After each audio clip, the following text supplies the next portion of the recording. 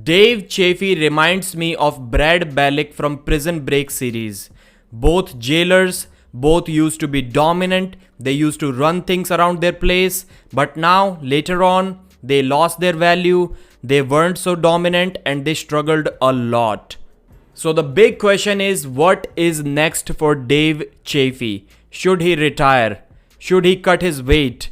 Should he pull lower caliber opponents? Because clearly things in the last 2 years have not been working out well for him. He has lost too many matches. So first of all, let me be very clear, this video is not to hate on Dave Chaffee. Most of the things that I'm going to talk about in this video are going to be facts. Some of them are going to be opinions, very close to facts, and I hope you will also agree with them, but this may sound a little bit negative. So is Dave Chaffee or was Dave Chaffee overrated? First question, big question. I would say yes. Two examples, Lottie Tour, Dave versus Denis Ciplenkov. Dave got one win over Denis on fouls. Dave has never pinned Denis Ciplenkov ever in his career. He just got one win on fouls, and later on Denis came back and beat him for the championship. Still, people till date say that Dave Chaffee owned Denis Ciplenkov. Dave destroyed Denis Ciplenkov. So this is clearly overrating someone, because it was a tournament format, so technically Dave has never beaten Denis, because Denis was the one who won that tournament. Second example, as Devon Laird correctly mentioned in the late part of 2021 or early 2022, he was saying that this works only for Dave Chaffee, that he loses matches and he still keeps on moving up in the rankings. I beat him before I started all this stupid stuff I'm doing now. So come on, man. How can you guys call yourself experts when you put Dave Chaffee fourth in the world and he's lost his last 3 major bouts? That actually happened about a year or year and a half ago. Dave was losing matches and he was going up in the rankings. So I would say from that standpoint, he was clearly overrated. Now let's talk about his previous matches since about 2021, so last couple of years. He lost to Levan 6-0. Then he won against Kordecha 5-1. It could have been 6-0, but Dave intentionally gave Kordecha one round. So far kind of equal. This Kordecha match was in 2022. Then later on, Gennady, he lost to Gennady 3 pins to 2. He lost to Artem Morozov 3 pins to 2. He defeated Vitaly 4-3. Lost to Hermes 3-0, lost to Rivas 3-0. Now people are predicting that he's going to lose to Devon as well with a score of 3 pins to 0. And now my question is, Dave is kind of on a decline. His neck issues aren't benefiting him at all. So if we run back these matches, how do they end? And how many names do we have right now? Levan, Kordecha, Gennady, Morozov, Vitaly, Hermes 6, 7 and Devon 8. 8 names we have. And let's run it back. Levan, let's say early 2024 or late 2023. Levan still beats him. Possibly Kordecha is catching up. He's not far away. Within a year, he will also beat Dave Chaffee. Gennady, this time instead of 3-2, he may straight away hook him. He may beat him 3-1 or 3-0. Who knows? For sure, he's not going to lose to Dave. Morozov, same story once again. Can probably beat Dave 3-0 or at least 3-1 now.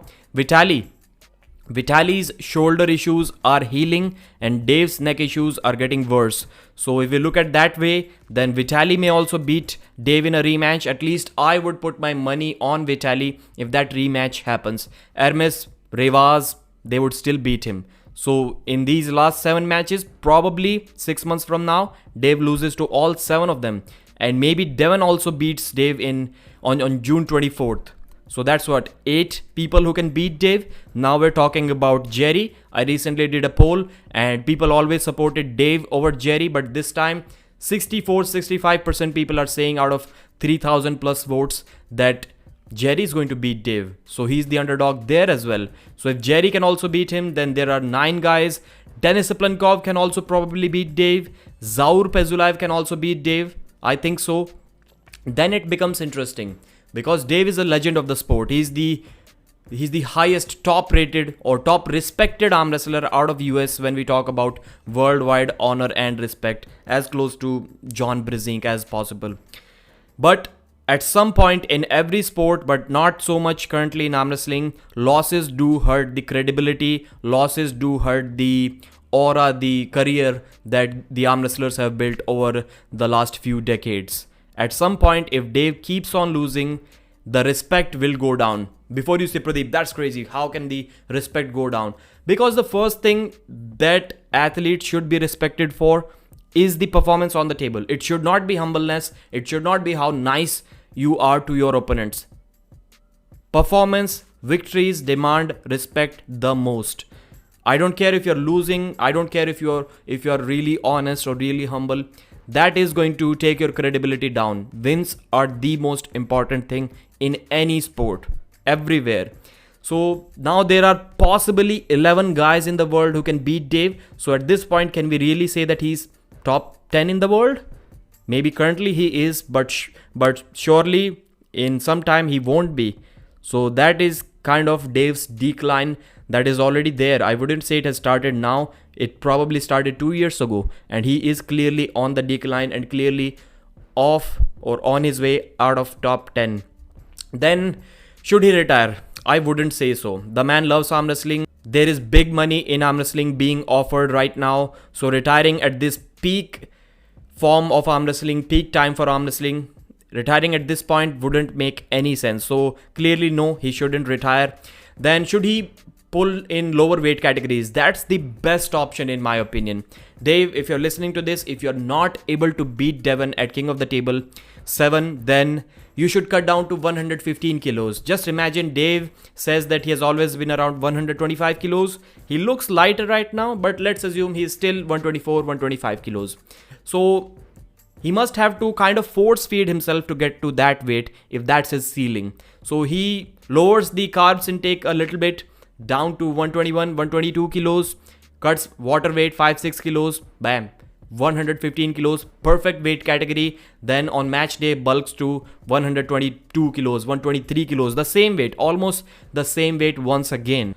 Dave versus Evgeny Prudnik. Who wouldn't want to see that match? Dave will have the opportunity to dominate the world of arm wrestling once again, and that's what we need to see from him. Many matches, and Dave will be the favorite in almost all of them. Devon versus Dave can also happen at that weight as well, 115 kilos. Probably Dave can claim that title if this match on June 24th is close. And then lower level matches, I would say for big superstars with big aura around them, lower level matches doesn't really make sense. That's why Matt Mask was losing many matches, because his popularity is so big that we need to match him against big arm wrestlers, superstar arm wrestlers, and Matt always loses those matches. Same thing is going to be the case with Dave as well, but against Europeans it can work out well for him because he's way ahead of Matt Mask. And matches like Georgi Zaranov, both at 125 kilos, same weight, it can happen. Matches like Arif Artem and many others. So I think there are good opportunities for Dave, but he may have to lower the caliber of opponents, or he may have to lower the weight category, or he may have to settle with the fact that he's not going to be top 10 anymore. So that is going to be sad. I know it's going to be a tough video for many to digest, but I think I'm speaking the truth. I think I'm speaking about 80% facts here. Your opinions, if anything different or if agreeing with me, are welcome in the comment section. Like the video and subscribe. I'll see you again.